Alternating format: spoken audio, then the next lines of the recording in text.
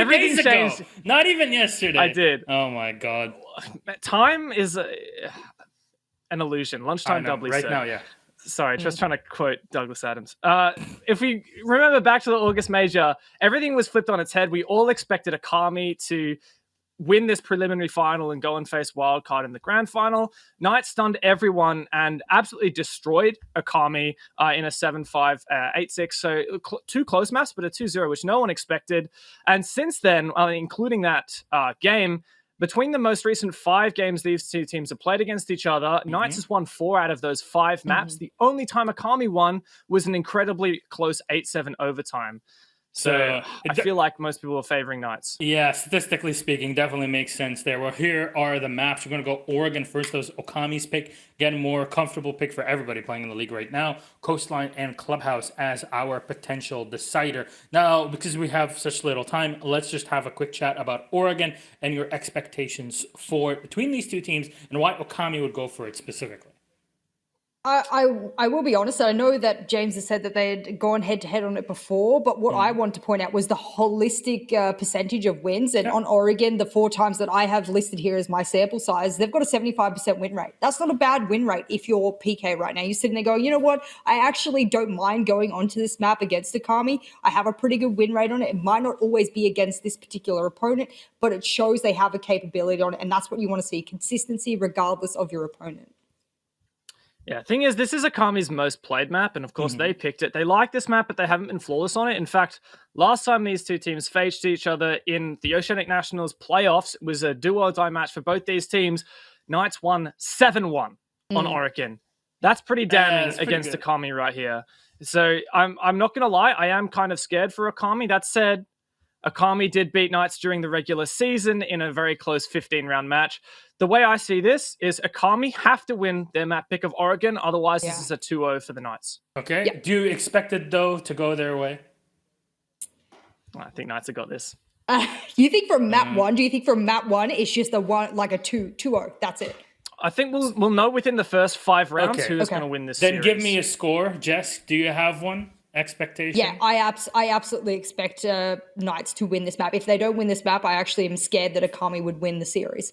Okay. And I know it's their map pick, but I'm sure they would pull this out of the bag. Yeah. Okay, let's see what the Knights have on offer today. Of course, a lot of pressure on their backs. Will Okami bite back? Let's toss it over to our casters. Manic Raven, enjoy. Thank you very much, Milosh and co. It's great to be a part of this. Raven, I think I can speak for both of us here when it is... it's something that doesn't get to happen very often, but when it does, we obviously take the opportunity, like both of these teams will need to do today. I don't really need to reiterate either of their storylines, but this one is sure to be a close one. A 3-map series, Raven, and I do reiterate their comments. If Okami can win this, it might be game on. Yeah, look, I'm feeling that too, and I'm going to say that's the win condition for Okami here. They have to secure this map. It's their map pick. If they don't get this, I honestly believe it's probably going to be a Knights 2-0. But, you know, it's do or die on map 1 here. The stakes are big. Okami have had a bit of time to prepare, as have Knights, of course. But I think if you give Okami a bit of time to settle more into this roster iteration with Specker, that's only going to prove more dangerous. So Knights certainly have to be on their best. On their best behavior, or just on their on their best form, mate. What are you talking about? Well, it wouldn't surprise me if we were talking about Okami and we were talking about best behavior, because we know that some of those players are a little bit more cheeky than prior. Now, the Ying being banned, Raven, I think it's a great time to explain why that Ying is being banned out. From all that I remember, it was an absolute menace on Oregon last time these two teams played.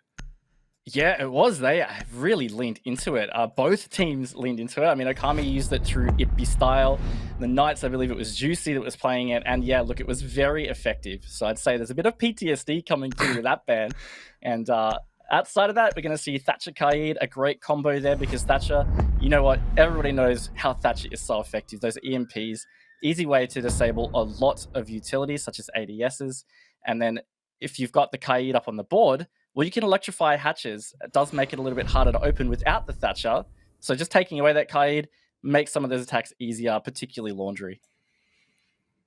And Laundry, especially in OS, is kind of like the must win, right? Every time we see a team kind of drop a round or two down there, it really never ends well. Juicy bringing out the Monty nice and early here, and believe it was these two teams last time in the playoffs that we saw the Monty v clash just in blue. So that may be something that we could expect. Not this round anyway, Mav being pulled out, and I think that is very much a good choice, just given a little bit of extra opening, if you will, a little bit of extra hard breach. Defenders, protect your Oh, for sure, especially because you're probably going to predict the Laundry hold straight up out of the gate, and you're going to be wanting to bring Mav. It does just help so much with certain wall openings or even the hatches as well. They've got the ace to back it up, so plenty of opportunity to be able to open hard walls. And on the defense side, look, I'm really glad to see Okami going down to Laundry. You would kind of back this in, given the bans and just the way that we've seen these teams play during the regular season. You would back Laundry in to be the side that you would win 100% of the time on defenses. I would be expecting these guys to be able to hold their Laundry defenses and try and really force the attackers to make something happen on other sides. Certainly something that we do storyboard a lot with. I mean, Okami, I would say it's more important for them right now that, like, this site, not just this site, but obviously the first round, they need to get started and they need to really kick off with a bang. The last time these two teams faced off on Oregon was that lower bracket final back in the Oceania playoffs, and man, Knights absolutely slapped them. It was a 7-1, so if history repeats itself here, definitely not the start that we'd be hoping for in the series, but we'll wait and see. We'll take our time. One thing to note, Jack Daddy, most likely just going to be an absolute menace with Specker. And wow, very early on here, Hayward taking a lot of control toward that back of rear stage. Yeah, look, that's pretty classic Hayward as well. He's definitely a player that doesn't have hesitation. I mean, it's common on the Ash role to be like that, but Hayward in particular, he just, if he sees an opening or feels confident to push forward, he will just go. So really good ground taken already. They've got a lot of control around the rear stage and rear tower stairs. This means that they're going to be able to take this meeting control, and as you see here, Juicy is just going to get straight to work on opening this hatch. So already within this first minute, just over a minute, the Knights are taking great map control. They're putting a lot of pressure onto these defenders on site. And Okami, they're not aggressing back at this stage. Hayward taking a little bit of damage early on. Nothing to really note. Pulls back off for a hot second. And there, of course, are those Wamai magnets. And that is the last of the utility, or rather that he'll be able to burn through. Still 2 of the Ash charges left. And knowing how much util will be held down there with Okami, this is a lot more patient than what I'm used to from Okami, if I'm being completely honest, Raven. I agree, and I don't know whether to be surprised, concerned, impressed, because I mean, it means they're not playing their particular play. This style will get his style on and get the first kill onto Juicy for this major. So that's well played. That's the Maverick off the board. He did his job at least. But coming into this final minute, the Knights have a lot of work to do. They've got that early ground like we were talking about, but they haven't been able to penetrate any deeper. They haven't been able to put more pressure on these defenders. There's still a great crossfire held through pillars. Ippistyle's putting on a clinic here, Matic. Jeez, really aggressive in the meeting. That's exactly what you want from Ipistyle in that situation. Jack Daddy will double down for 2. Specker to close it out. Round 1, explosive. Very much needed to make a statement for Okami here. Yeah, really good. Also, I totally cast a cursed Ipistyle. So he put on a clinic, he's got his double, and then he was dead. So instantly. Sorry, buddy. It's just how it is. But look, it's a good sign early from Okami. They've really reined in some of that over-aggression that we have seen from them before. And in particular on Laundry, you don't want to do that because you can really give that early man advantage to your opponents. Yeah. And that's not great. If they get that man advantage, they can get more teeth into their attack. They can take up more positions, particularly around that pillar section. You want to hold that for as long as possible. So giving that early pick can surrender that. So massive props to Okami there for reining it in, and they start off this map on a good foot. A juicy bite of the apple, if you will. And the Valk being brought, I feel like we've seen it banned a couple of times, especially in the playoffs for Oceania, and being left through here favor of the Kaid.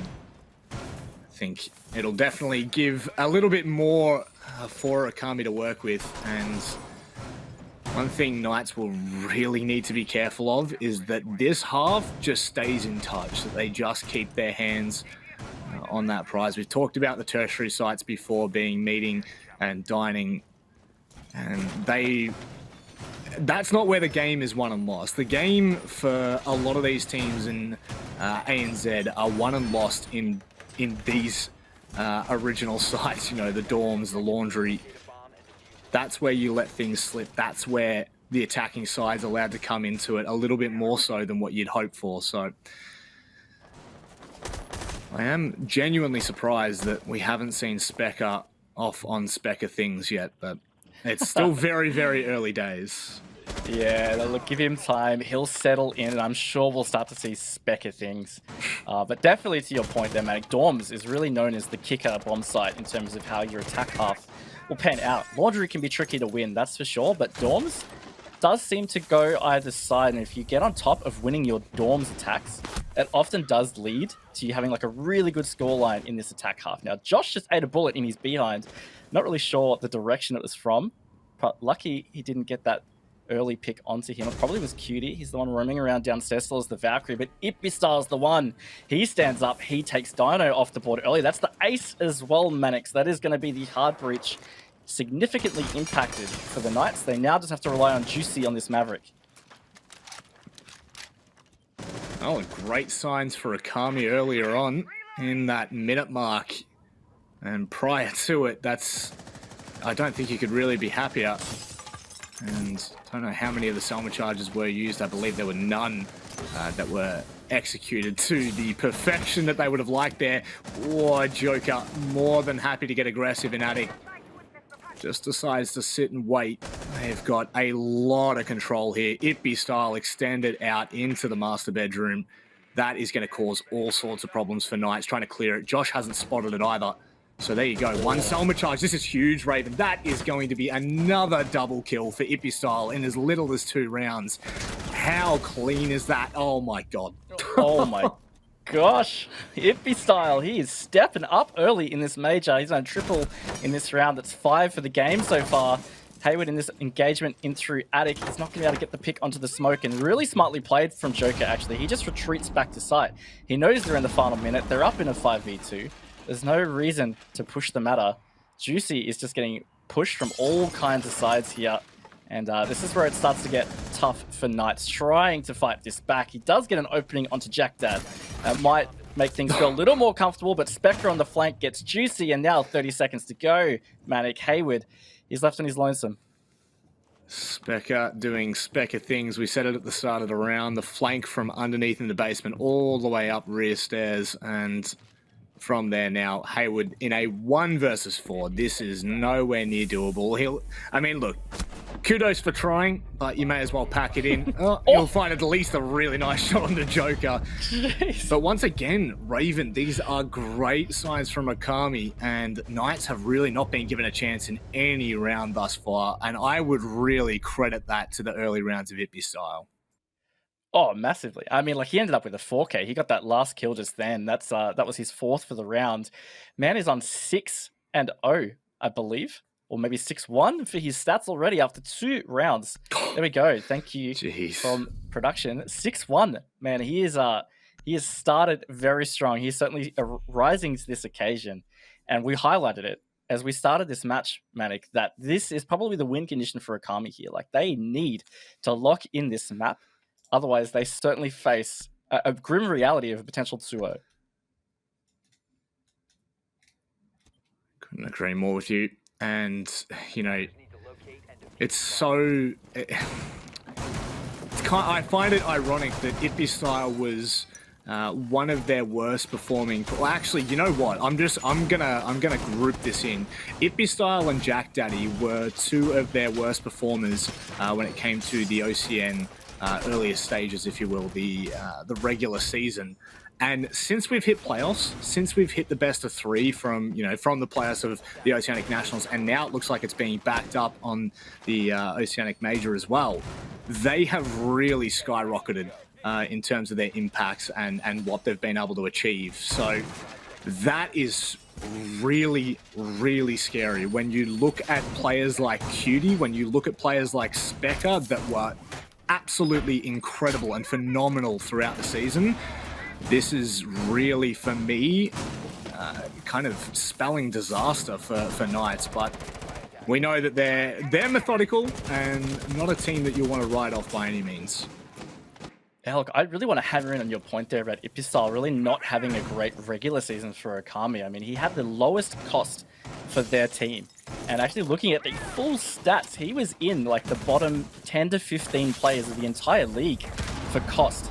So like that's a pretty important stat no matter what kind of role you play. And to see him stepping up here, really important. Cutie is now stepping up as well as he's opened this scorecard for Okami. And right now, the Knights are struggling in this initial phase here. They haven't been able to get the openings they want. And this little pot shot coming out from Cutie has tagged Josh up, hasn't got the pick. But I just think right now, the Knights have struggled to start in a style that would be considered, you know, their game. They're not controlling the pace. Wow. Once again, a huge misstep from Knights in little less than the first 2 minutes. Once again, speak of the man and he shall appear. Jack Daddy opening up with another 2. And this is really batting home the issues that we've just spoken about, Raven. It's twice in a row now that Dino's been the first to fall on the ace, on the hard breach. And it really just, for me, it enables Jack Daddy to stay into this position for so damn long. Cutie's going to be there on the side to assist. Ipistyle with the swing onto Haywood. There's no way he expects that. This has gone from bad to worse here. Really has, and now Juicy in a 1v5. He's going to have to pull off probably one of the nicest aces of his entire career. He's going to get Cutie to start it off, but it's going to be really tough. Maybe not though. Ipistyle feeding him in that position does give him a glimmer of hope, but of course Jack Dad holding safe behind this mirror. It's going to be a little hard to flush out. That grenade pin does give him away, and it's a good aggressive push, but it doesn't get as far as it needs to. Jack Dad steps up to shut that down. And that's Okami shooting out to a pretty swift 3-0 lead. I love that. That is a solid attempt if I've ever seen one. I mean, a 1v4, 1v5 in that position, never bowing favorably. Still though, you got to give it your all. And it just feels like every round so far, I know it's only been 3, but in all 3 rounds, it's almost been lost within the first 2 minutes, especially batting home in the last 2. The opening death has come in the first minute. In that prior round, Dino fell within 40 seconds of action phase. That is really, really concerning. Although Knights still have it in them, so I know it sounds all doom and gloom. We've kind of been reiterating that throughout the past 3 rounds. You just cannot count out Knights in any way, shape, or form. Absolutely, and look, those 3 players that are still on 0 in Dino, Josh, and Sage, look, they are pretty impactful players. So yeah, they're not on the scoreboard right now, but if they do get themselves into the game, I could easily see this starting to turn on its head. And on top of that, this is the first opening 3 rounds of the November Major for these guys. Potentially there's some nerves at play here. The fact that the Knights are attacking first on Oregon is never particularly easy in the first place, but when you stack that pressure on top, you know, that can just change how things pan out. And now that they've got these 3 rounds out of the way, they've seen Okami's rotations of bomb sites. Maybe they'll feel a bit more comfortable. Maybe they can get back in this half. And once they get to defense, I'd say that's potentially where we'll see the tides turn. Yeah. And I would just say to, you know, keep on that Oregon conversation. Okami played it more than any other team throughout the Oceanic National stage. So definitely a team that's well-versed on this map, regardless of what the statistics show here. And once again, Raven, Haywood's just leading the charge. Knights are very happy to try and take that early control toward the back of rear stage. Whether it costs them or not, they're still ensuring that Okami really cannot settle. There's nothing particularly outrageous or fascinating or special about the way that Okami has set side up here. It's a pretty common setup for these laundry defenses. You know, they're trying to protect this pillar as much as possible. They're trying to extend through elbow in blue, and they're wanting to force these attackers to have to flush out this pillar position to take elbow to then push through to side. And that's where the Knights have struggled, is they just haven't been able to get the opening required to give them that map control. And that's where it's important that Okami stay in control and stay disciplined right now, because it's a common trait. You know, we've seen it from Okami a lot. They try to get aggressive. They try to make an opening, potentially when it's not necessary. And the fact that they are controlling that at this stage is a great sign for them in this entire series, to be honest with you. There we go. That's what we're looking for from Knights. Ippy style, a taste of his own medicine there. And Juicy, obviously, happy to be the bearer of bad news for Okami, but that kind of stops or slows the round in its tracks for Okami. Although Knights haven't made a lot of progression, if we're being completely honest here. Juicy's only just opening up the electric hatch.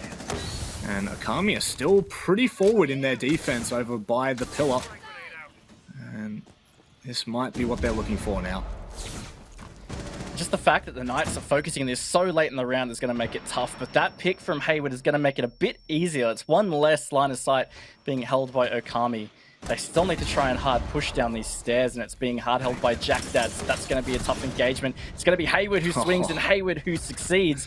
Comes down to a 4 versus 2. Manic as Joker steps up to make it 3 versus 2, but with less than 30 seconds, it's going to be a hard push for Knights. Certainly is. Oh, Dino going down. That's not good at all. Joker stepping up massively right now. Juicy trying to create space for the Knights. Huge C4 from Specker. Dino will be picked back up, but immediately dropped. Sage in a 1v2. How have Okami pulled this back? Oh, hold the phone. No, they haven't. I might be eating my words here. Just around the corner, Joker with a monstrous round to save Okami and ensure that that is 4 straight on the board. Oh, look, I thought the Knights had that round. They just seems like they had the right momentum, they had the opening required, and they had Okami where they needed them on site, but they just failed to convert. So that is certainly going to be a round that Knights will look back at and say, we should have had that. And that was a good play from Joker in the end. I mean, it's always a tough decision as a player in that moment. You know, final seconds, 1v1. Do you run?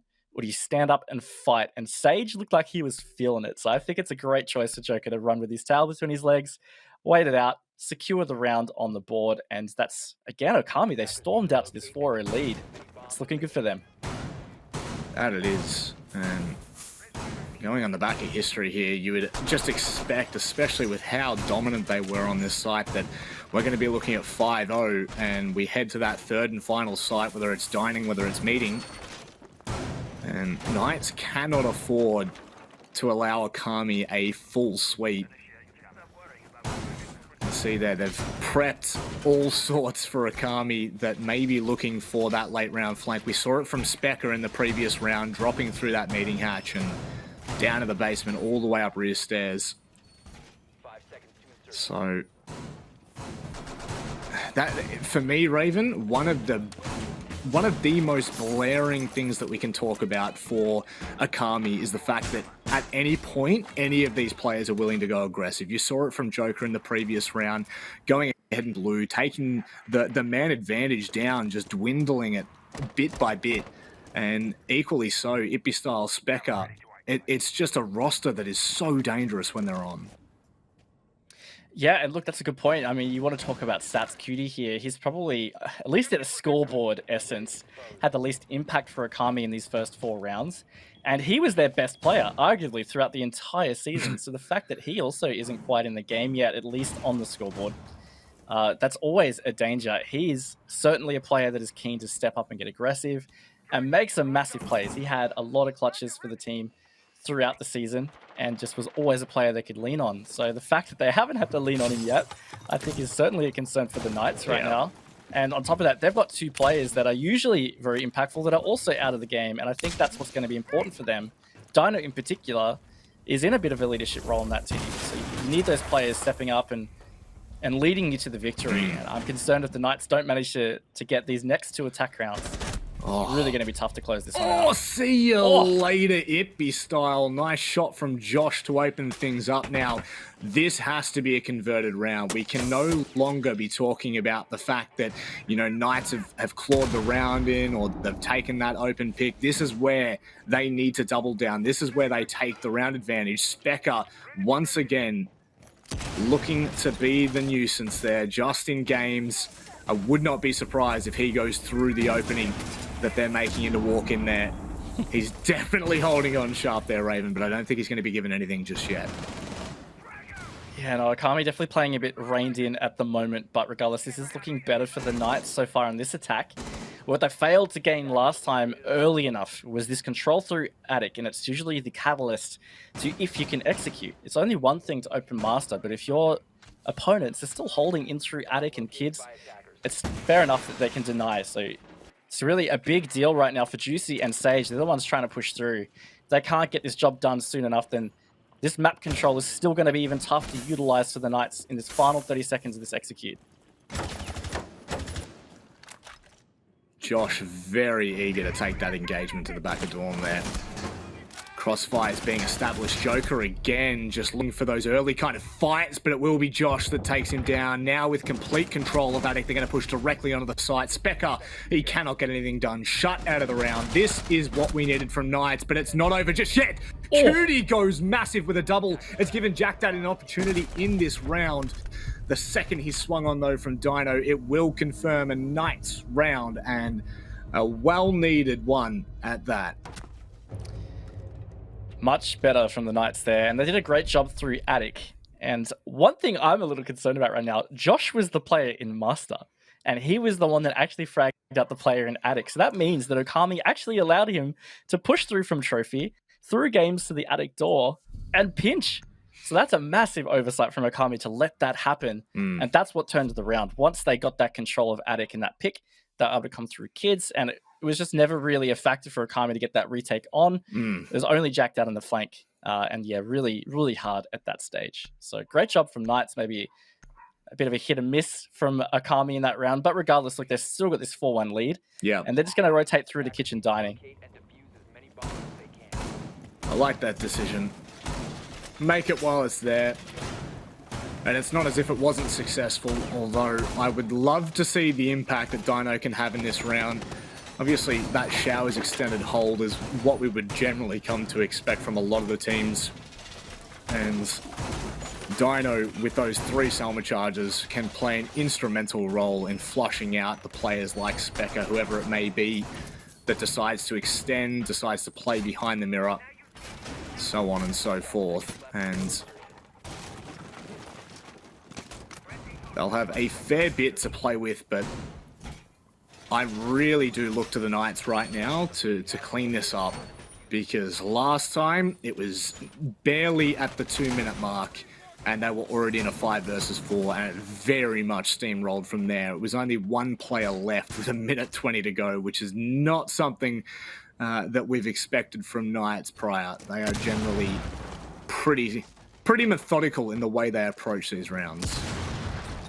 Yeah, and they just really struggled to get that Showers control. I mean, of course, they did lose the opening pick early, but regardless, that mirror in Showers was proving to be the difficult point. If they had been able to clear out Specker, actually Jack Daddy was the one playing the mirror, then they might have been able to get more going. And the fact that they are going to be able to try and do this now, and it's going to be impact tricked by Jack Dad.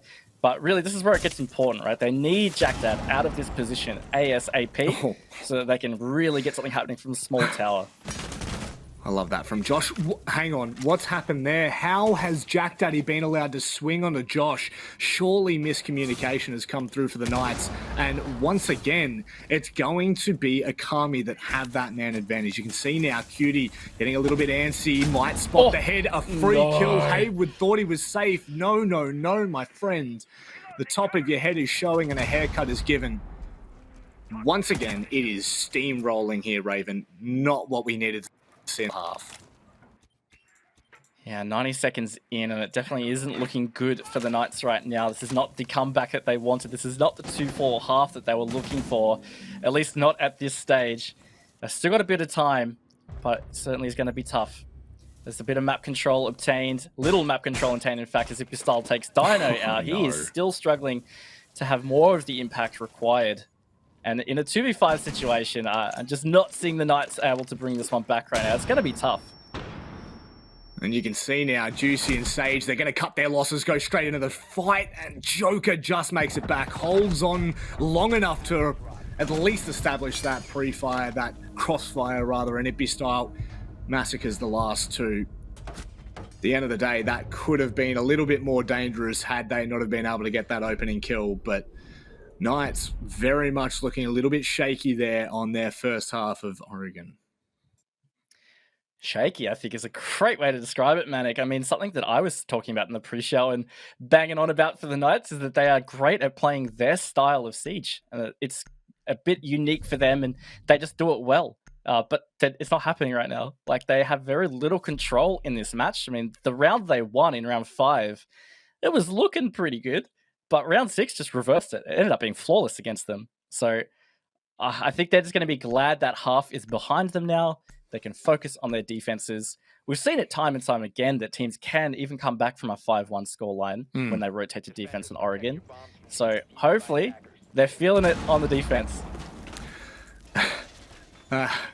It's the fact that Ipistyle is on 10 kills right now, when for a lot of Oceanic Nationals, it was a quieter performance from him. I'm not going to say that it was necessarily bad performances or anything like that, because that would be untrue to say the very least. But he has really shone here for Okami. You can see quite a heavy setup for Knights, rather opting not so much for that hard anchor that we're generally used to seeing in OS, but a little bit more of that roam strat facilitated by the Council. Yeah, solid extension here. It's almost like what you saw from some of the old meeting defenses on old Oregon, where you extend in through this media control and you'll push out through kitchen. So depends what Okami decide to do. I mean, you could try hard clear this out. Sometimes I've seen teams, particularly a team like Okami, they'll just kind of up their speed of this take. They won't go for the bait of the roam clear. They might try push the site. And if anything, they're going to bait those roamers to drop back. And that's when you catch them. You catch them on the rotate. But could be a little bit difficult against this Knights uniform. Already, though, Ipistyle in through Garage, trying to get this early engagement with Dino, but hasn't been able to find the opening just yet. I think that would certainly be a danger zone for the Knights if they lost this early entry pick. Oh, I love this from Specker, putting pressure straight to side of Knights. Ready for it. Are they waiting for it? Haywood's going to get caught out. They explode through Laundry, and all of a sudden, Juicy, he's caught out. They're going to go for the plant nice and early. He tries to find a kill, but he will be dismissed. And as Knights try to claim back the site, they will be stopped in their tracks. It is nothing but Dino to try and clutch this out in a 1 versus 4. Raven, oh my god. Okami with a massive call. Huge call. And look, I was talking about it, you know, sometimes teams like Okami, they'll assess this setup and they're just not going to bait into that roam clear. They're just going to push straight to site. They caught the Knights sleeping, and it was executed fantastically. And look at them. Look at these loose units here of Okami. This is exactly what you come to expect of these guys. A lot of personality. I think that was brought up in the pre-show. Yeah. And look, they're a match point of map 1 in the semi-final of this major. Manic, why not be up and about? I think they certainly should be proud of what's going on right now. Proud, most definitely. That right there is a statement to start out with, Raven. And I think that the second half, had we not have had a 5-1 in the first half, would have been so fun to watch and kind of keep an eye on how Okami decide to adapt. They saw that roam and they just go straight down what seemed to be one of Knights' only weaknesses, in that they had no control, no support. The second they lose that player on site, it all changes. And you can see Knights now with their tails between their legs. And it looks like it's going to be a more traditional setup for what we've come to know and expect. And look, if Okami win this round, this would be a pretty poetic victory on Oregon, because last time these guys met, it was in the playoff lower bracket finals, and it was a win to Knights 7-1.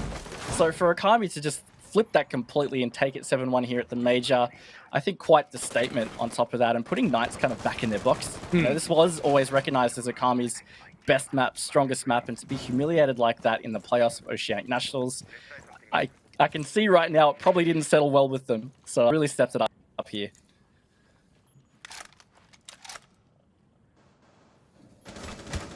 Question is, can they keep this momentum? Oh my god, Okami are not phased whatsoever in the early portions of these rounds, pushing down Freezer and Laundry Stairs. As Ipistyle inches further and further, it pinces Knights closer and closer to the site there. Ipistyle, what an angle, catching out Hayward, trying to rotate. And the matters are only made worse. It feels like it's just beating a dead horse at this point, Raven. It does. It just feels like Okami are on top of this matchup right now. The Knights are still waking up. And I mean, guys, it's 7:30 in the evening here in Australia. We aren't on EU time. So I don't know why they're still basically playing from bed. But credit to Okami. They are just playing a solid game right now. They're playing like they are ready for this. And it's going to be tough for the Knights losing Hayward. Impactful player on the Jaeger. So much time left on the board. They're going to try and bite it out. And Cutie's going to get back one onto Josh. And it's looking grim here, Manic. Grim Reaper, more like it. Okami taking the form of a shrouded skeleton and coming for them with all forces. Once again, flushing out the Freezer player of Sage. Forced to back away into what will only be assumed an instant death. Peeking! I think that was Ipistyle on the corner. Wow. Cop that. It is literally snowballing. Juicy to try and bring it back in a 1 versus 5. So quickly has it crumbled in the hands of the Knights. Okami well and truly set to close out the first round of the major here in Oceania. My God. Wow, feels like we barely got started, but here we are. Okami, solid dub there. The 7-1, as I said, reversing the scoreline of the playoffs matchup from these guys last time we saw them at Oceanic Nationals. They are looking hot, Manic, and now I am seriously concerned for the Knights. They are not looking too good. It's definitely something that we spoke about coming into this one. Okami are off running, and I just don't know whether Knights are going to be able to keep up with them. That's the truth of the matter. Okami, the Wolves, headed out in front for this one, Raven. We head to Coastline next, and I still think that that may play into Okami's favor. Look, the way they just played Oregon, yeah, honestly, I feel like they could almost take it to 2-0 now, and I'm going to be honest, I was certain Knights had this series, hands down, 100%. Yeah. It was just a question of whether it was 2-1 or 2-0. I'm now questioning that. I kind of feel like Okami might be able to get their own 2-0 out of this series. It is a terrifying prospect, to be completely honest with you. Knights are down the series, or the map in the series, and Okami, they have an opportunity to close this out 2-0. Sweet revenge for the OS playoffs. We're going to be back after a short break to break down everything that has just gone on.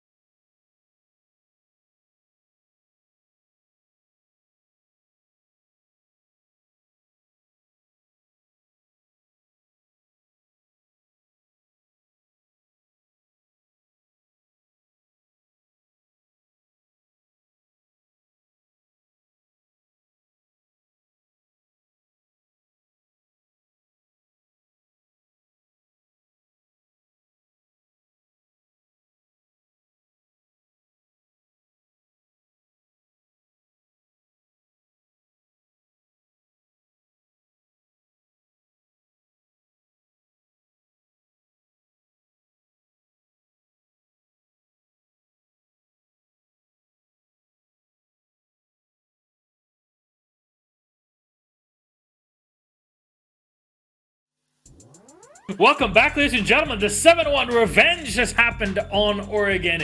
And here we are, Okami taking down Pittsburgh Knights in, I mean, wonderful. I mean, I've not seen Swan Lake in person yet. I would love to go see that one day, but I assume it would look like something we saw in this first match.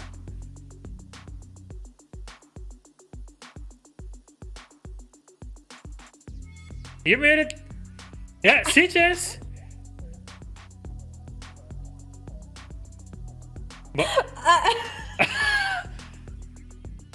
All right, just we'll alternating subjects here in preparation. Yes, it's okay, cool. Well, we would have started with the victors, of course, which is James' domain, but I'm going to talk about Pittsburgh Knights because I'm sure there's a lot of people who are sitting there going, hang on, what went wrong there? Everyone was saying, yeah, Knights, they're in the shadows of Wildcard. Everyone's like, yeah, they're like the second best in the league. And then they walk away absolutely dominated on Oregon, which they have a pretty good win percentage on. Mm-hmm. So as I'm also slide showing, as I'm sure James is aware of. Way better than before. Thank you. What I wanted to bring up was a clip of one of the moments that I felt that it really identified to me that Pittsburgh Knights were not playing how they usually would. They were playing almost too free. They weren't using their map awareness to their greatest example. Here it is. I'm looking over to the Zofia. It's Josh. Look at him. He crosses over to a mirror. Jack Daddy realizes, he squats and gets on a drone in full view of a mirror. Oh, I mean, Lordy Jesus, that's something you just don't do. Tier 1 players don't usually make these kind of mistakes. And I don't know if it was stress or a little bit of emotions or chaotic comms. You could tell that Josh really wanted to make an impact that round, and that's why he ran across the mirror to try and get over towards the dining door, and he just really didn't have the effect he wanted to have. So I think there was a lot of pressure on them to try and make hero plays, and hero plays they couldn't make. Yeah. I don't know whether you guys can hear me, but I definitely echo what I echo what you're saying there, Jess. It was quite the slaughter in favor of Okami, and we've talked about a couple of different ways you can phrase it. To me, what I really saw was Okami making a lot of aggressive plays. You said wise aggressive plays, but ones that just Knights weren't punishing. And I've got another clip I'd like to show of actually the different defense of that exact same bomb site, which was when Cutie decided to play quite aggressively here. So again, Knights just doing the basic thing of trying to take control of Small Tail. Once again, Josh getting aggressive, trying to watch this doorway. He gets into that exact same position, and Cutie has the bulletproof camera. He knows it's clear for him to swing, and he gets an opening pick. There's just, I feel like there are so many things that Knights could have done there to play it better, and I don't want to be hypercritical, but there are two sides of the same coin, right? Okami played well into the aggression, and Knights absolutely did not punish it. Yeah, that is definitely unfortunate. We saw a lot of that even when we went all the way down to basement, at least from my point of view. There are some mess ups around elbow, we're talking about blue bunker area. It's kind of heartbreaking, but you know what? The 7-1 victory. At this point, if you're the Knights, you have to reset and go into map 2 with a fresh mindset on it, because for me, it's going to be complicated after seeing how Okami was on Oregon, how aggressive they were and how well they were at countering aggression from their end, because Coastline is a map that really is as open as it gets. You have to be so careful on a map like Coastline. I'm looking over and again, these are just statistics. They don't tell the full story clearly, because I said, Pittsburgh Knights had a 75% win rate on Oregon, and they got absolutely slapped around the map, unfortunately. I look over to their statistics on Coastline. They've played it 3 times, at least in my sample pool. They've got a 67% win rate, which is lower than Oregon. But I tell you what, I said that if Pittsburgh didn't win the first map in a confident fashion, that I felt that this was very dangerous for them, that Okami would likely walk away with the series win. And I think that goes against the grain of everyone's predictions as to who was going to be in the finals. So I don't know whether Coastline will be the map that they can do it. But if they do it on there, I wouldn't be surprised. I'd come back to the desk and be like, yeah, after map 1, not surprising. If I am looking at stats or like my general knowledge of these teams, I would say that Knights win this. And to back that up, right? If you look in history, Knights have a pretty good win percentage on this map. And the times that they've actually lost this have exclusively been to Wildcard. And Wildcard, they're fantastic on Coastline, and it's Wildcard. Come on, you can't expect them to beat Wildcard. The last time these two teams played each other, Knights and Okami, it was Oregon and Coastline, and Knights won both maps, and the Coastline was a 7-3. So I would say, well, judging by that, and judging by the fact that I think Knights overall is a better team than Economy, it should be a 7-3 again in Knights' favor. But as we can see, it's completely different teams that have shown up today. Exactly. Akami can definitely, like, they're on fire right now, and they've set Knights alight, and I think they're going to keep running away. So what do you do something about it? What do you change from the Knights very quickly as our lobby is ready? What would you change from the Knights right now going into map 2? Because apparently stats and predictions don't mean anything after Oregon. Yeah, it's literally just the fundamentals. Honestly, Yes. like Knights have good strategies, everything. Like they know that they're good. For some reason, they rocked up to the server today, just not as themselves. So snap out of it right now. Start just playing like you know you can. Have confidence because Akami damn well do as well. Do we go to I club think- then? Because we have so little time, Jess. Yeah, I think it probably does go to club. I'm going to lean on James a little bit here. And last time I did, and he picked draws for everything he was wrong. So I'm kind of hoping he redeems himself here. Can't draw here. He is actually right. There's a You bus I can't just been draw. thrown under. So I'm going to lean on and say we do hopefully get to a third map because I think it really deserves to go there. You don't want to see Pittsburgh. I think they've learned after the first map that was a really bad showing. All right, let's come on down to sunny Ibiza. We'll go to Coastline between the Knights and Okami, and we'll toss it back to our casters, Raven Matic. Enjoy. Thank you very much for breaking down all of the action that we saw from Oregon. I think it was put best, and I'm just going to reiterate, there is basically that pilot light that has been set on fire, if you will. It's been ignited, and I am really concerned for the Knights backing it up here on Coastline. Look, I think I'm going to piggyback off Dev's point because I think that was a fantastic point. Last time we saw these guys in the BO3, it was that lower bracket final in Oceanic Nationals, referenced it a lot. They got smacked on map 1. It was also a high score line of 7-2. Sure, it was consulate, but I remember the same thing. I thought they were asleep. They were looking just completely out of sorts, but then they brought it back. Coastline was the swing map last time, 7-3 in their favor. So you know what, Manik? I have faith. I think we might see history repeat itself. Look, I wouldn't be surprised. Knights are definitely a team that are capable of doing so. They're 100% a roster that, at their peak, I think really can go toe-to-toe with Wildcard on certain days. Preface that with on certain days. But obviously, being that map down right now, there's a lot of pressure on the shoulder of Knights. And Okami are looking for a fair bit of revenge. 7-1 was the score on Oregon, and I really just feel like this is the perfect opportunity for them to back it up here, Raven. Yeah, it is. I mean, like they're now just facing one map away from progressing to the grand final of this November major for Oceania. So, look, I think after what happened in that last BO3 and the way that Knights really humiliated them on those final 2 maps, I am without a doubt confident that Okami are wanting to stop that. Just the way they came out so strongly on Oregon shows that they really want that retribution. So I'm confident it's not going to be that easy for the Knights on Coastline. Yeah. Backing that thoughts up for sure. There is no free games here.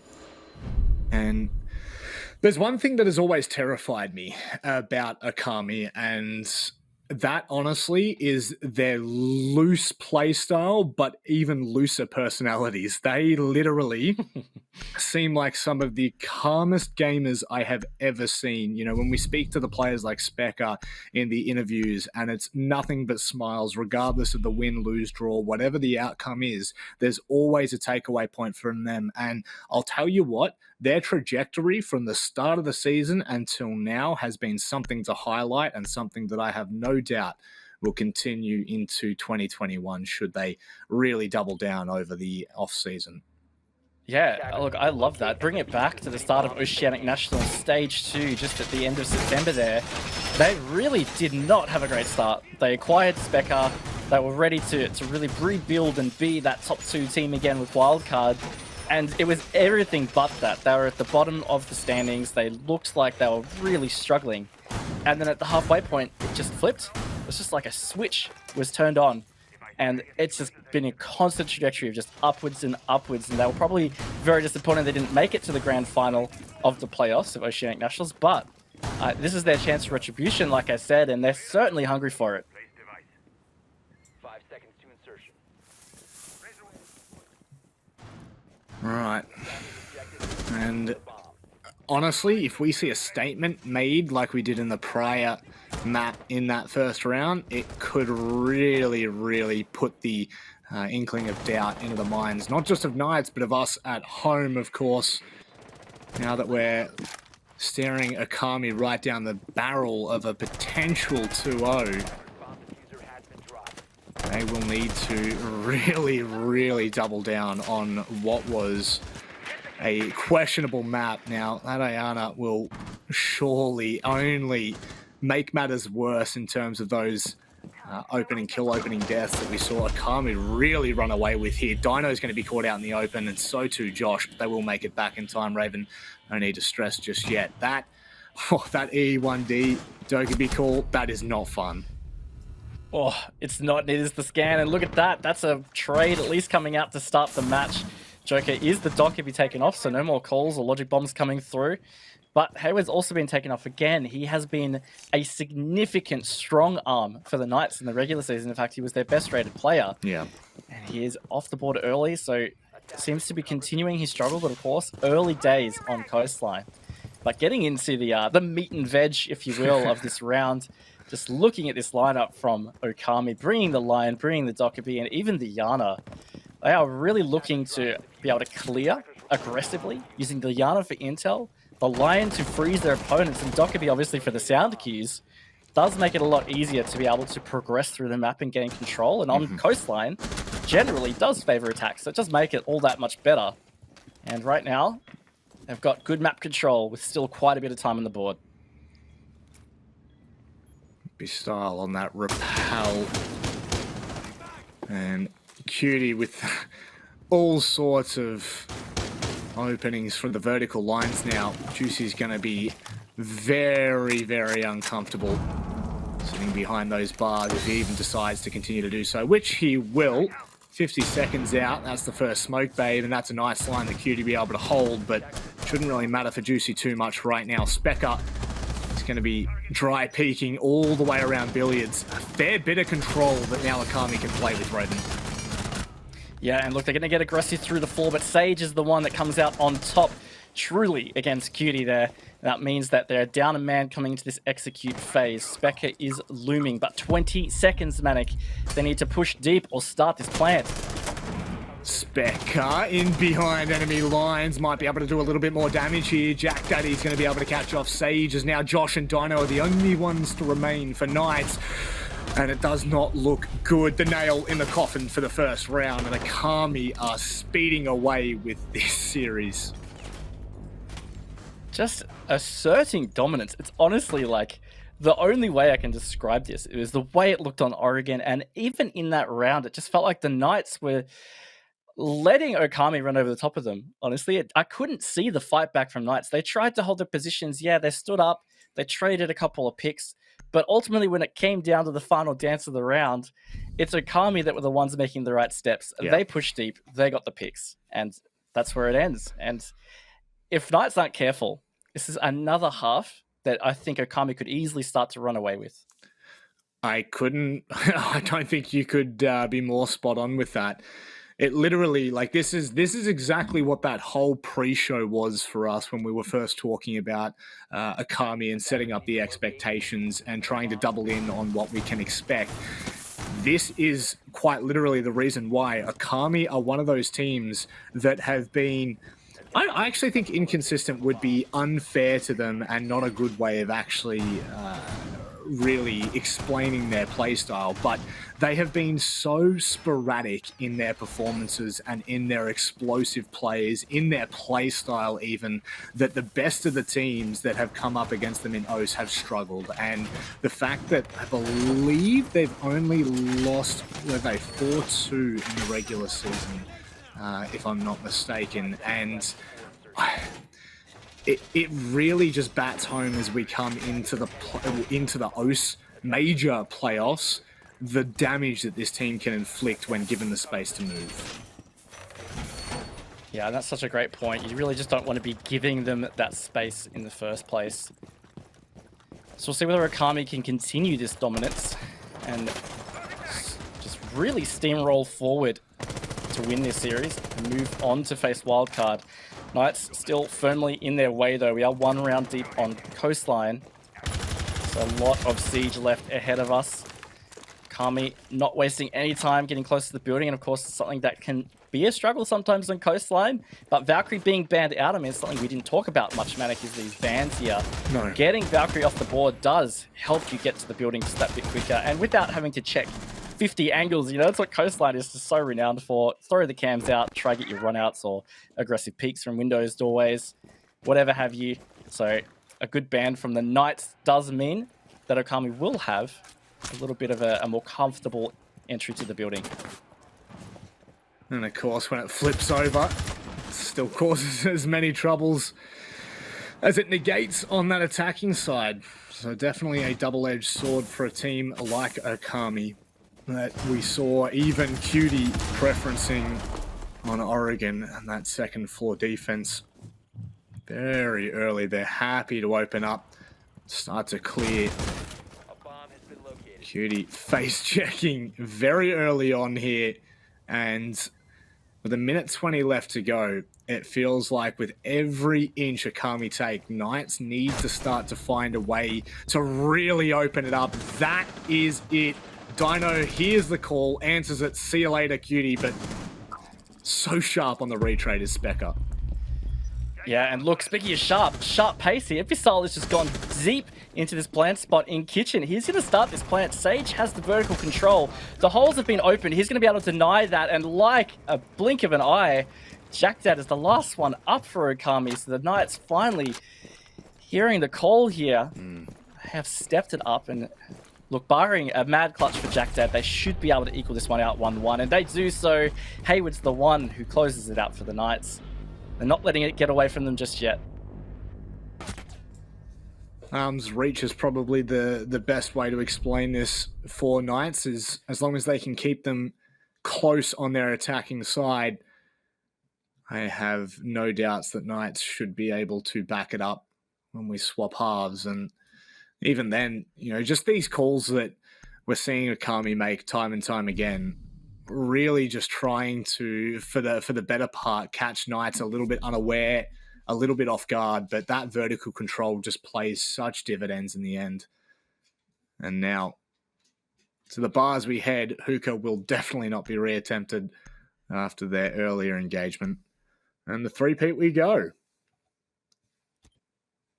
Good 6-pick as well. Showing the Warden, but not seeing a need for it. I mean, if you look at Okami's lineup right now, yeah, they've got 9 stuns, sure, but they're probably not using those to flash their opponents out. It's probably going to be mostly utility clear, and outside of that, it's not really anything else you'd use it for. So I like the 6-pick. Not sure whether they were just maybe thinking that the Ying might come out again, because of course we did see that banned back on Oregon. We talked about it, Manic, that it was abused last time we saw these guys play a best of 3. Yeah. So maybe that's just what they're trying to safeguard against. But Sage going onto the Vigil, I really like, because sometimes Okami, not the greatest team in terms of their droning. They're sharp shots and they are confident entries. Yeah. But you do sometimes see them whether misdrone things or just get a little antsy and push ahead of their drone. So I think the Vigil is just going to slow that down, just make that entry phase a bit longer and more drawn out for Okami. And the other side of that coin, obviously, Specker on the Ayana just allows them a little bit more freedom instead of trying to drone. You know, you can kind of bait out a little bit more with the holograms, and I think that it reads perfectly into what you're saying there. And especially with Specker, you know that the aggression that he's going to bring into each and every round, Knights will need to be on their toes, no matter whether it's the first 30 seconds or the last. And Okami seem like they have been a little bit calmer in this, oh my god, opening engagement. But never mind that. Speck is straight up on the double window, and Hayward is absolutely ripped off the board. Yeah, you would never have seen that coming, and that is Hayward. Still not having the biggest of impact for the Knights. I'm going to kind of bring it up a bit because he was just so strong for them. And now that's Dino as well. Another strong player for Knights that is losing impact just so quickly in the rounds. So Okami setting themselves up for a great attack so far. I mean, just over a minute, and they've got 2 entry picks here. Big deal. Sage, though, he is still elusively running around kitchen. Not 100% sure how aware Okami of his position is. And Josh, he's also there to back it up. But the vertical control, that's in the hands of Okami right now. We said it in the prior round. It seemed to work out for the Knights. It's a double-edged sword, and Okami, as long as they maintain control here, undoubtedly Knights will not be in their favoured positions, will not be allowed to just turtle on sight, and Josh has just been pushed further and further into the arms of Itby Style. And with a 2 versus 5, I don't know how many times I feel like I've said that tonight already. And it's only the second map, only realistically something like the 10th round, 11th round that we've played. My goodness. Knights seem to be struggling against what is a peaking Okami right now. Oh, but Sage, that was sharp, but he's taken low. He's not going to live much longer. Joker will win that round for Okami. They are still really staying on top of this game, and the Knights are struggling to gain momentum. I think that's the big thing here. They only got 1 round on Oregon.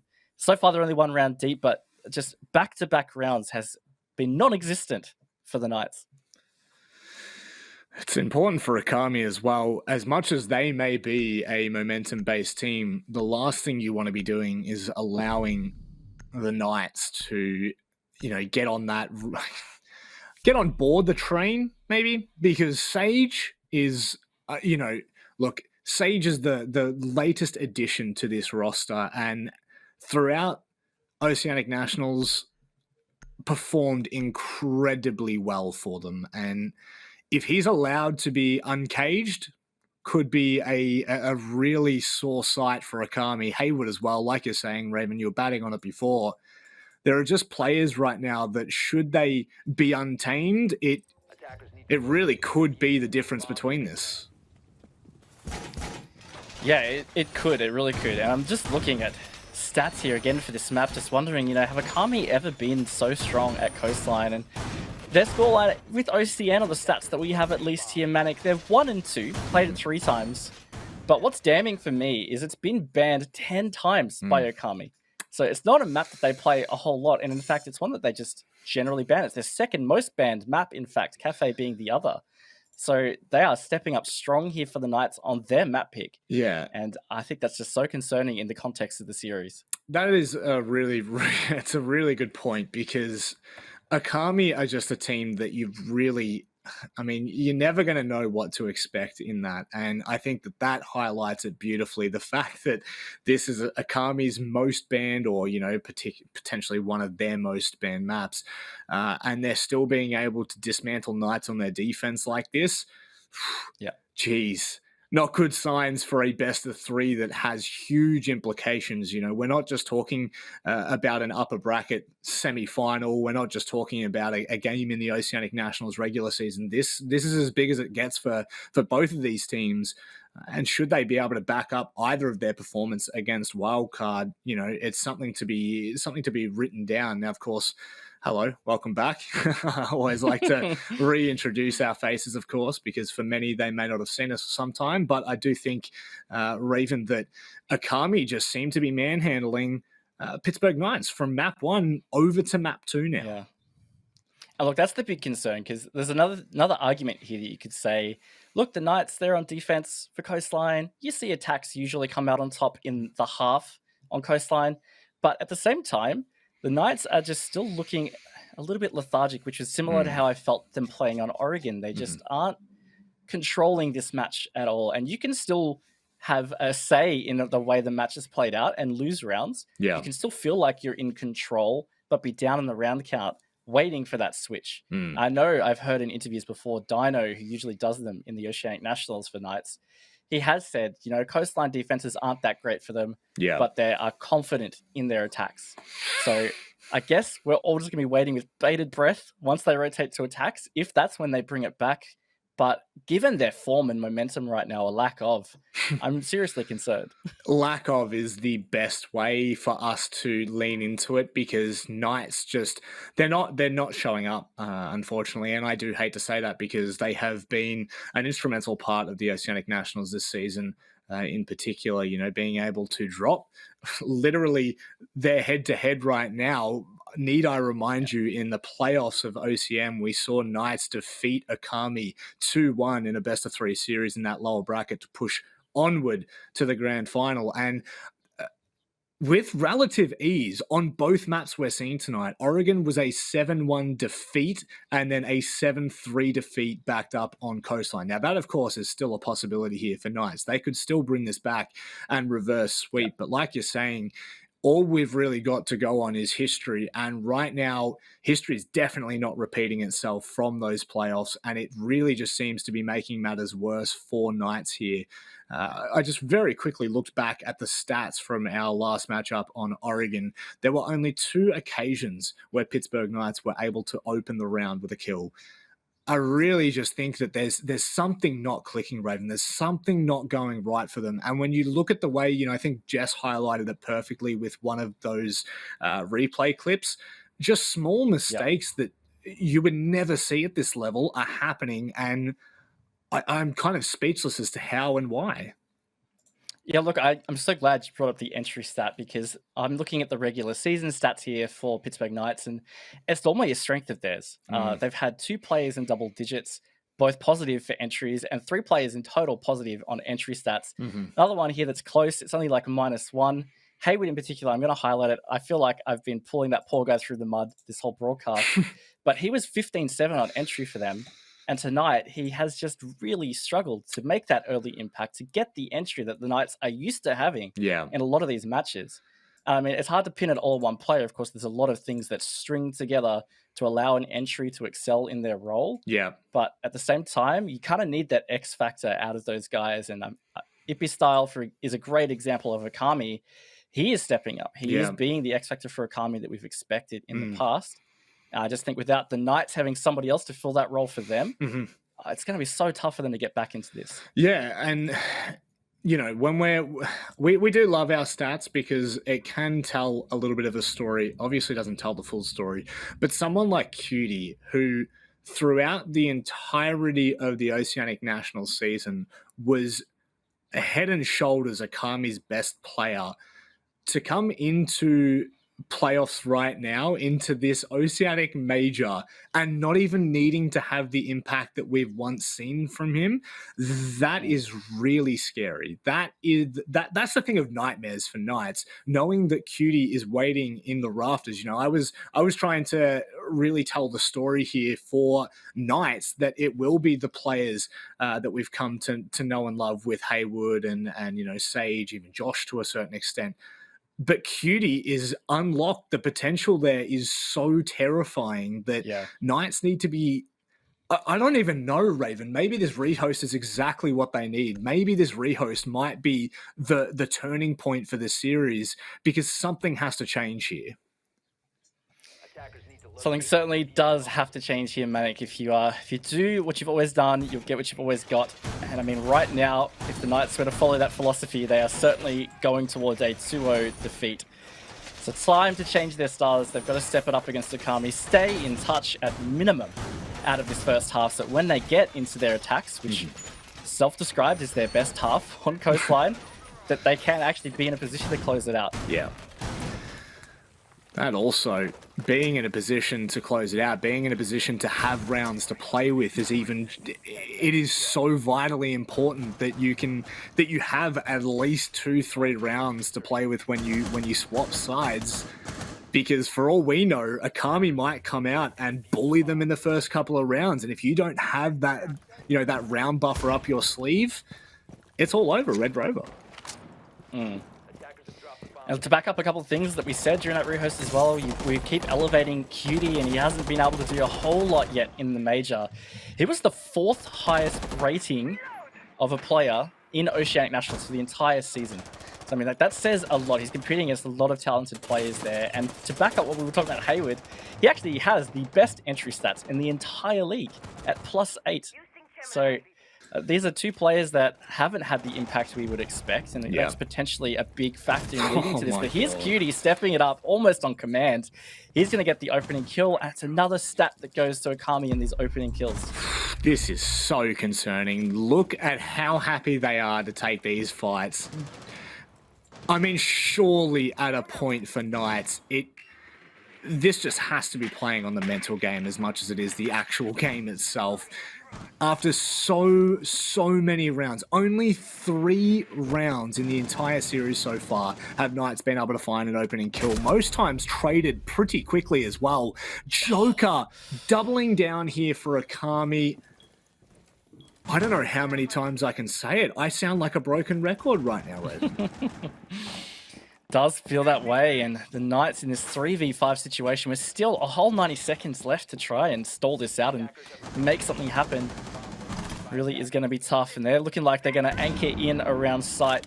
Dino, you could potentially consider the most aggressive player here, but he's just at Vase. I mean, it's not really pushed up at all, so that means Okami can have their way with this map. They have pretty much full map control. Means they are going to really put pressure onto these anchored players. Cutie lights up Sage, I think, through the window, and it's just so tough for the Knights to be able to get into this. Oh, every time I feel like we swap to a Knights player, they're either dying or they're being pinched from every which way. They're under siege, and there's no stopping Okami. The train has left the station. All aboard. Knights just have not been able to answer this call. Now is the time for Juicy and Sage to step up. Now is the moment we need them to perform. And I don't know whether they're going to be able to do it. It's all left on Juicy, and he gets dismantled. Okami with a flawless round. And I'm speechless. Well, me too. I mean, this is again what we were talking about in the rehost. It's just that it's not only Okami coming forward with these round wins. They are doing it in quite a strong fashion. And the fact that that was a flawless round, we talked about maybe the rehost might help the Knights gather their thoughts. I think it did anything but that. I think Okami just decided, all right, guys, we'll go up another gear, push the foot on the accelerator, and they come out with a flawless round. It's just L after L for the Knights right now. Yes, it is. And, you know, what I'm going to do is, because we've just come back from a rehost, I really don't want to keep batting on the points that we've already talked about. What I want to look back at is Okami's regular season here, because Knights, to be completely honest, Okami are playing out of their mind and Knights are not responding. But I just want to give you some context for Okami right now. So they started off the season with some really shaky performances. 7-3 against Rhythm, they won. And then they were beaten by Ferox, a team who has just come out of the relegation playoffs little less than a weekend ago, Raven. And then Elevate, who scraped by into the... Oh, sorry, no, not scraped by. They actually had a really good season. I'll take that one back. But managed to then defeat them 7-3. Like, Okami are not a team that we would expect to be doing this in terms of, like, the consistency of this play style.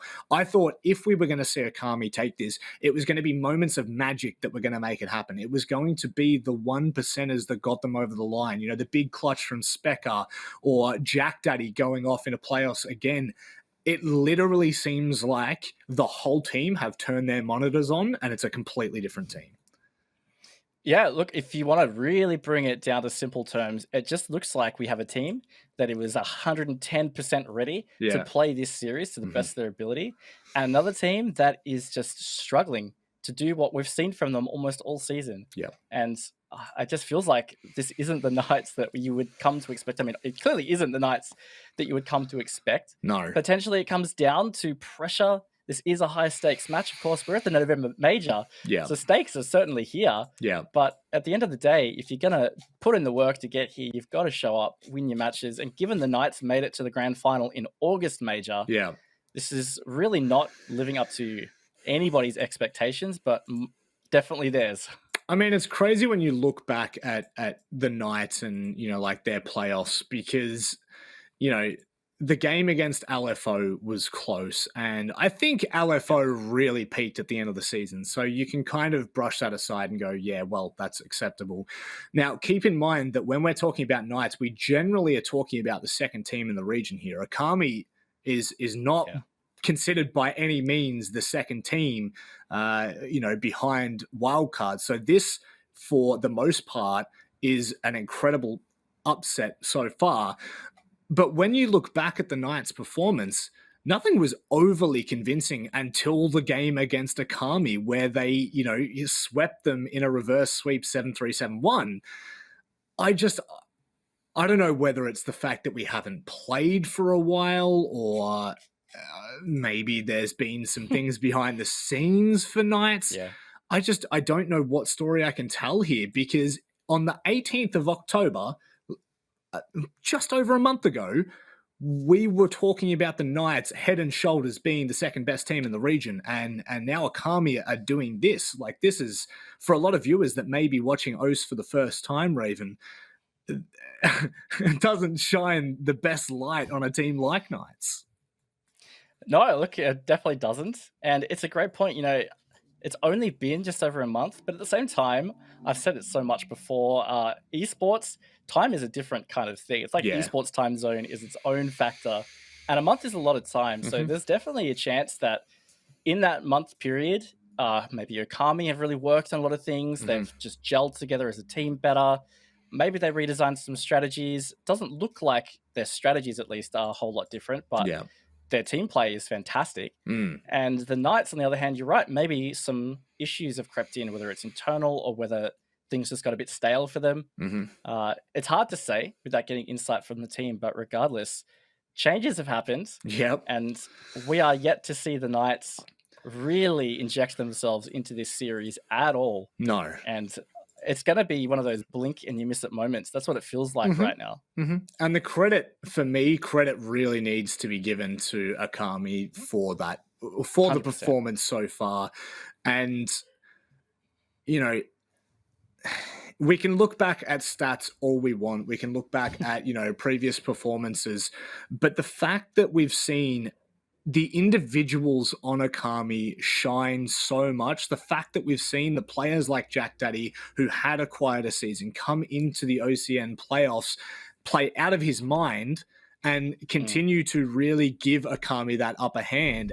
And then back it up here is literally, it is not bittersweet. It's just sweet. It's just gorgeous. The taste that it leaves in your mouth is something that you want to remember. And Okami they are on their way to booking that ticket against Wildcard. I certainly would be keen for some retribution against Wildcard as well, because if we want to dial this story back even more, we talked about it a little bit in the pre-show, particularly Jess touched on it. Okami were known as the number 2 team in the region. These guys they're not new names. They were where the Knights were coming into this series. And if they do manage to get that rematch against Wildcard, well, our storyline shifts back to them maybe potentially breaking out of the shadow of Wildcard from a long-standing rivalry over years within Oceania. So this could be a real Cinderella story for Okami in this November Major, Manic. And we are resuming the match now at 3-1. Feels like Okami are really starting to write the pages of that Cinderella story. Something about when you wish upon a star feels as though they've had thousands of comments in their favor because all of the planets are aligning here. Should this trend continue, honestly, I think all of us on the desk will be rendered completely speechless. So, as we restart the game, we do appreciate you holding on for dear life with us here, folks. But we reassure you it is well worth the wait. And now, as we get underway with round number 5, our eyes peel to the side of Knights. What is it that is going so horribly wrong? Important to think, too, that we are putting a lot of spotlight on the Knights to bring this back. I'm sure they're doing that to themselves. So there's always going to be this pressure factor, the stakes of the game, the fact that they haven't been able to get in it. They're going to be really expecting more and more of themselves, and that usually goes one of two ways for teams. They either crumble or they rise. And right now, we're waiting to see the answer. Hayward just misses that grenade, but it has been followed up beautifully by Ipistyle, who continues his form in this series, and another opening kill in the back of Okami's pocket. Jeez. Man, I think at this point I give up the cast. There's only so many times I can talk about how insane Okami are playing these earlier rounds. Dino now stuck with Jack Daddy on the other side of luggage, just waiting for the opening there. Ipistyle looking for the early peek, not going to be given anything. Plenty of cover there. Knows it. Oh my god. Hello and goodbye, Sage. Well and truly done and dusted. Dino now stuck in a corner. And back against the wall. Jack Daddy surely not favoured in this peak. Oh, I think Sage would have his soul would have turned to dust after that peak. That was insane. 3v3 though, it has been reeled back 45 seconds ahead of Okami on this attack in round number 5. They are chasing a dominant scoreline in this half. And right now, Manic, they are poised to potentially execute in towards Kitchen. Joker peering through the window. Jack Daddy not going to be able to win out that encounter. Still left alive. Information will be given. That is the call to go now. Cutie and Joker both come together, and Dino completely off site has to claw back this round. Raven, 15 seconds left. Diffuser going down. Joker pulls up for a second, goes again. Dino does hear it, but no, Cutie with the perfect cover. He will get another round for Okami. They crawl forward to this 4-1 lead. Don't know whether crawl's the right objective, honestly, after the way Oregon played out. Feels like they steam forward. And the Knights are just looking for a way to stay in this game. Honestly, that right there, I'm the calls for Okami are so sharp and so quick. By all means, have been spot on so far. It really just feels like there is something that is completely clicking, and I just don't know whether Knights are going to be able to stop it. 4-1 in the attacking half. Please do remember that we see these kind of score lines are not uncommon on Coastline, and so it's something that we want to keep in the back pocket, especially when we head to the second half. Can Knights adapt as well as Okami have? Last round of this half for the Knights to try and pull this back. Honestly, if they somehow manage to get this, and it does become a 2-4 half, given the way Coastline has played out before and the way we've seen Coastline go for the Knights in the past with their attacks, maybe a 2-4 is not terrible. But again, I am just concerned because there's a way to get a 2-4 and still feel like you're in the game. But just so much of the momentum and control is firmly on the side of Okami. So even going to the strong side for Knights, I don't know, I'm not feeling the vibe that it might be their comeback. No. Definitely not, Raven. In what has been a phenomenal performance from Okami, finishing this out 5-1 would be nothing but fitting. So it's really on Knights to make this happen. It's really on Knights to make something work here. And literally all but one round this entire half, it's been Okami opening up the scorecard and very quickly doubling down on it as well. Thought Hayward might be again into that opening engagement just then, but his head was under the punch hole that was in the window. So no shots came out. Okami are looking to put pressure in through Hooky here with Cutie on the window. Specker once more. He does put Hayward into that opening engagement, and he puts Hayward into the ground once again, Manic. Hayward very much struggling. Joker backs it up, and Okami back it up as a team. It's a 2v5. We're only a minute and 15 seconds into this. That's what I've been saying time and time again now. Okami are just so happy for these opening engagements to take place. And even when it feels like they haven't won, it's kind of the case of winning the battle, losing the war. Dino the IGL of the Knights continues to lose this war as it rages on. That, however, gives a moment of hope, and the moment of hope will be squandered, though, in a 2 versus 4. You could not expect much more from them in this situation. Oh, not with Specker getting that one onto Dino. It's a big ask for Josh right now. 1v4, looks like Okami are setting up for an execute. They're working around so that Jack Dad can plant in hooker, and Josh knows that his cross is covered, and covered beautifully it is by Ippy Style. That's Okami taking the half 5-1 here, Manic. They are 2 rounds away from booking a spot against Wildcard in the grand final of the November Major. I'm sure you're looking at the same damning stat as I am right now, Raven. You mentioned it in the rehost, Hayward not having... I can see you highlighting it. Not having the greatest of performances in terms of those opening duels. 4 out of the 6 rounds, Hayward has been the opening death. That's right, not opening kill, opening death. Literally one of the players, if not the player on Knights that we look to as really kingpin. Oh, absolutely demolished out of the server. 5-1 Raven. Can Knights make something happen here? Because we are all aboard the Okami train right now. Really feels that way, and I do want to say, I mean, I feel like we're putting a lot of this onto Hayward.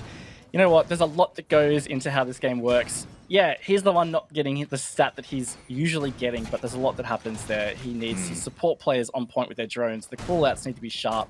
He needs to be acting on intel. There could be so many reasons that he's losing his opening engagements.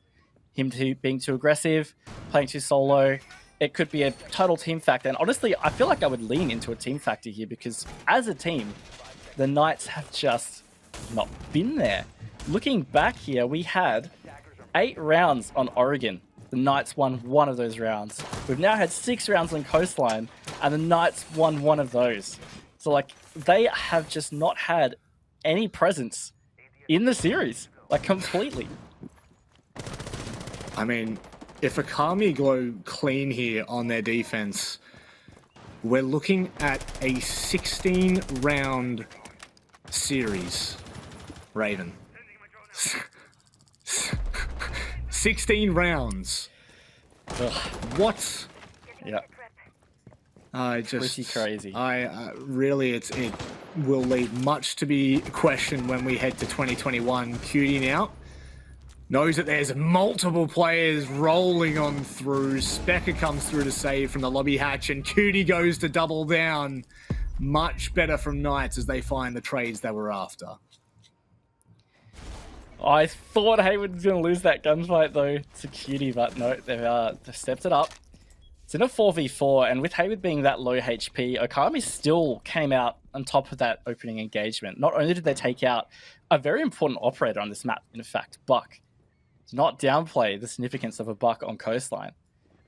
They do have that HP advantage, so look, great job from Okami to weather that. The Knights, it's a good start, but I don't think it's really put them in a position where I'd say they're looking better on this attack so far. There we go. There we go. Made you eat your words very quickly there. Sure did. Tastes good. It feels good. It feels very good. Still, Jack Daddy, if he has any kind of thing to say, now is a good time to proclaim it. It is a 4 versus 2. Okami on the hookah site. There's only 2 remaining there. Josh goes down. Hayward's low. There's a small bit of belief. This is what we were talking about. Okami, they will never let you rest. No, you've always got to be careful with them. If they see or feel any window of opportunity to get aggressive, they are so good at reading that and taking it. That's what we've seen, and if the Knights aren't careful, there's only 30 seconds on the board. They need to be able to push deep and do something. Hayward is low, so this could very easily be brought back to this 2v2, and the pressure is on the Knights right now to make this work.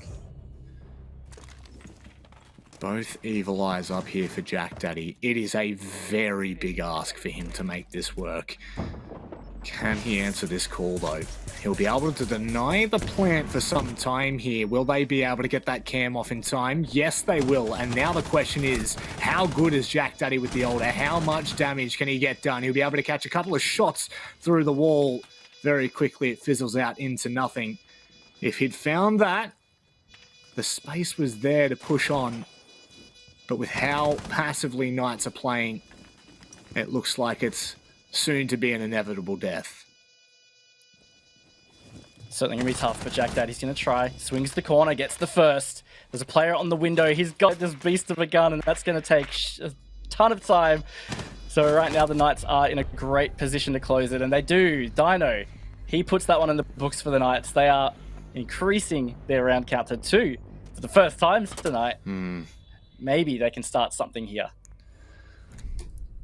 Very serious faces there. You can see Dino up the top right, the IGL of this team, and by all means living up to that name of a leader throughout Oceanic Nationals and the playoffs of it. He'll be having plenty to say now as Coastline being Knights map pick. That round is extremely crucial. Getting off on the right foot in this second half, 5-1 or not, is of the utmost importance for this roster. Defenders, protect your bombs from being defused by attackers. All Knights, the Knights have not been able to get back-to-back rounds. I mean, they've only won 2 up until that last round, so now they got 3 on the board. But regardless, this is where we need to see the consistency for Knights. On top of the fact, obviously, that's how they get their comeback going. Yeah. But Okami's on 5 rounds. Yes. If Okami just gets 1, it's going to have to be an OT to map 2. But on top of that, they can't trade rounds right now with Okami. They are not in a position they can just trade rounds.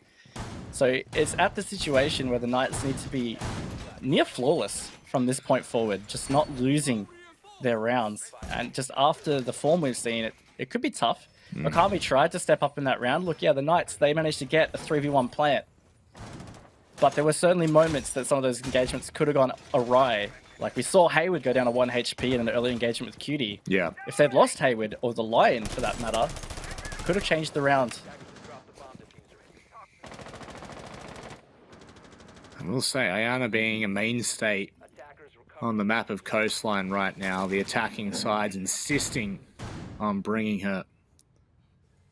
It certainly looked to open a lot of space on these sites. Make the defenders feel a little bit more uncomfortable. You can see in that first round there, as Juicy looked to open up, it really caused a bit of a fright on Kitchen. Joker being the hard anchor at the moment, with players ready and willing to facilitate any kind of hold.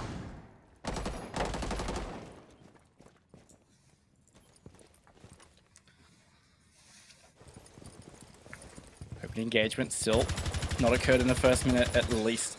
It's going to favor Okami. And again, see whether the Knights can do something here. Hayward has started to get on the scoreboard at least. Opening kill didn't go in their favor in that previous round, but right now they're really pushing for it. The theater is where they want to clear. Cutie is the one that's there to face the front of this.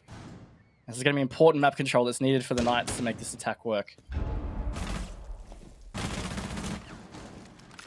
Jack Daddy now spotted. Nothing comes of it though, and Cutie still stuck in the corner. Just makes it away with his life, continues to back away. And will now need to be very cautious. They are hunting him, and for good cause as well. Pulls back to 90 with the support of Jack Daddy at Vars. So far, so good. Drone economy quickly dwindling away though. Only down to 5. And, oh my word. Raven, it's happened again. Yeah, look, it's still the opening kill on the side of Okami, but it's getting traded. They've answered back. It's a 4v... Well, not even going to say it. It's been brought down to that 3v3. But again, the Knight's not able to come out on top of it. But aggressive is Specker. What a great play from him. He's given Okami this man advantage. And all of a sudden, you look at the clock. Round's gone. 30 seconds. The Knights in this 2v3, they need to make something happen. Where did it go? TikTok goes the clock, not just for this round, but for the series for Knights. If they let this slip, map point for 4 straight rounds should they need to fight this back. It does not look doable at the point of no return. Specker catching Haywood, and with Dino remaining, it is all but done and dusted. It is now to map point for Okami. A great round from Okami. They just backed it in with their strategy. They did that great time delay upstairs, played as a team, they got the trades. And as we said, the time just vanished. The Knights focused so much to gain that map control that it meant the late round was so totally neglected. And Okami had put themselves in a great position. So here we are. 4 rounds consecutively is what we need from the Knights. They haven't had a consecutive back-to-back round count yet. So I think this is going to be very tough for them right now. There's a lot to ask. They need to step it up because Okami are really looking like the better team. Off and running. The fact that we've only seen Knights gain 3 rounds on 2 maps that you would definitely have backed them on, Oregon and now Coastline, is horrifying to say the very least. And now to ask them for 4 rounds straight, I think it's just too much here, Raven. I don't know whether they're going to have the stamina to go 4 rounds straight against what has been such a solid Okami performance. A roster which, by the way, is orgless. I think that it's a statement. By the way, I'm not hinting, nudging, or winking at all, but they are orgless. Just let that sink in. Yeah, that's right. Okami branding looks very pretty and is really cool, but it's not an org. Right now, Okami writing the book on why they are worth getting picked up. You are right, Manic. But to complete that, they need to finish off this map so that they can focus and move forward onto bigger giants ahead of them, and that is going to be Wildcard. But we still have Coastline to finish. Knights on this attack, they need to be getting these opening engagements, because I tell you what, they have only had 1 for this entire map, and we have seen 8 rounds. God, this would be such a titanic performance from Okami. You just feel like it's on the cusp of victory, and please don't tell me that was a C4. Please tell me that was a C4. Okay, Cutie, my friends. Not the mark we're looking for. Regardless, that's fine. Knights breathe easy now, knowing at least 1 is off the board. I don't know how much that's really going to stress them out when they have the David and Goliath. Oh, look at this from Josh. No, never mind. Haywood's in there. Never mind. Just completely ignore me.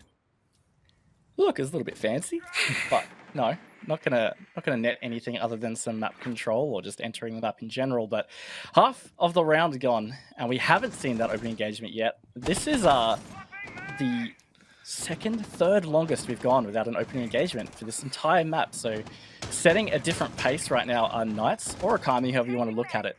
Vertical control in the favor of Knights, though, is going to work very well for them. And they just haven't been able to get that opening so needed to give them that comfortable push. And just given the time burn right now, I'm feeling like this is inching closer to Okami closing it out here. Quite literally sketching out history, rewriting it themselves. Okami, had you seen this performance, you would never have questioned it, not for a second. Ippy style now, just waiting for the crosshair to line up. It'll do the damage, but in turn, it's Dino that takes down Jack Daddy. Not what they would have been looking for there. Oh, but Specker on the flank. He's going to get a double, Manic. That's going to be putting part of the nail. It's resting on the coffin here for the Knights. Thanks to that play from Specker, but 20 seconds. It looks like the Knights are going to go straight for this execute. The hammer will almost fall, Raven. The hammer is not yet in motion. Dino having other things to say here. The long line from Ippy Style. It's going to be the support. No, Juicy's taking down Dino, but Ippy Style goes in the meantime. It's a 1-for-1, and with 2 seconds left, he has to stick this plan. This could be all done and dusted. Juicy pins from both sides. Ladies and gentlemen, Okami find their sweet revenge on the Knights after the Oceania playoffs, and they have booked their ticket to the Oceanic November Major against the best team, Wildcard. Look, full credit to Okami. This was a mammoth effort, and just the way they played tonight, Matic, has been near perfect. Such a big dub for Okami coming out of this. Clearly the better team. And man, I am getting pretty excited for the grand final against Wildcard. Look at Speck in the bad lad. Why does that not surprise me at all to see Specker up and about? For those of you who don't know him, of course, an absolute character in the scene. And it's been backed up. I cannot believe what we've just seen.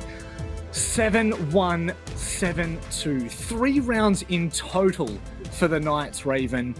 What a performance. Huge performance. Honestly, if it was ever going to be the Okami victor over Knights, I thought we were going to see it pretty close to fair. You said it yourself, you were confident it was going to be 3 maps. But no, completely opposite. And look, I'm so happy to be wrong. It was such great siege played from Okami. Yeah. And like I said, I think they're going to be a solid opponent for Wildcard. The Knights have definitely stunned us all, least of which I'm sure the analysts will be baffled as well. We're going to throw it over to the host, and of course, they can break it all down for you. Thank you very much. Thanks so much, Matic and Raven. Excellent there on